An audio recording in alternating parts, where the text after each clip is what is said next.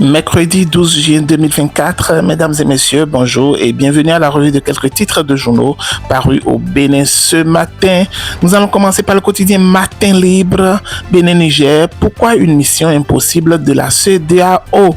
Découverte macabre à Dantokpa, le corps d'une femme repêché de la lagune. L'autre quotidien, tension entre le Bénin et le Niger, Yahi et Soglo, probable médiateur pour décrisper la situation, s'interroge le journal. Football mondial 2026, le Bénin prend une sérieuse option de qualification directe mais doit prospérer. Fraternité, menace sur la sécurité alimentaire, le piège des jazides, portrait de mystérieux envahisseurs. Éliminatoire de Coupe du Monde 2026, le point de tous les groupes après les 3e et 4e journées.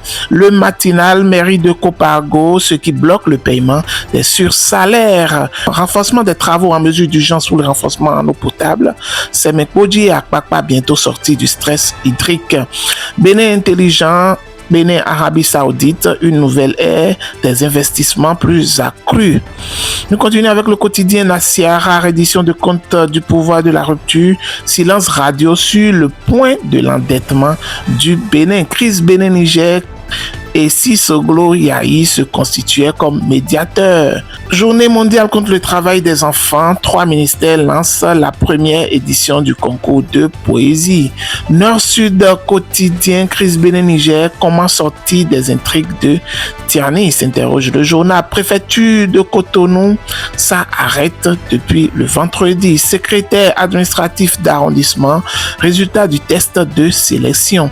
Décryptage info, gestion des institutions financières en Afrique, Dr Ngueto Yambaye, leader éclairé, prototype de l'excellence. Sécurité routière, l'ONG La Voix des bienfaiteurs sensibilise et offre des casques à Cotonou. Recherché dans une affaire de 55 millions, José Septine Assogba défie la police béninoise. Le Soleil Bénin Info, recherché dans une affaire de plusieurs millions de francs CFA, José Septine Assogba défie la police républicaine.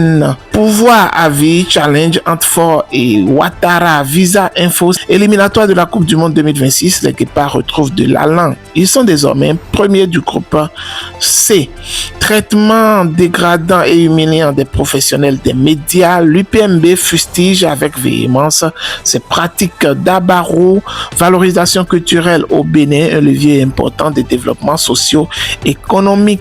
Suite à la diffusion d'une émission incriminant la police républicaine, Dabarou présente ses excuses publiques. L'économiste, 40e édition de la Journée nationale de l'arbre, la SGDS sensibilise les élèves de l'EPP FIFADI à l'éco-citoyenneté.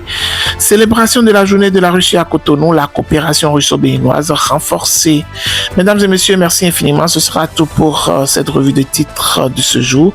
Portez-vous bien et rendez-vous demain. Que Dieu vous bénisse. C'était Marc Joannes Koudjanou.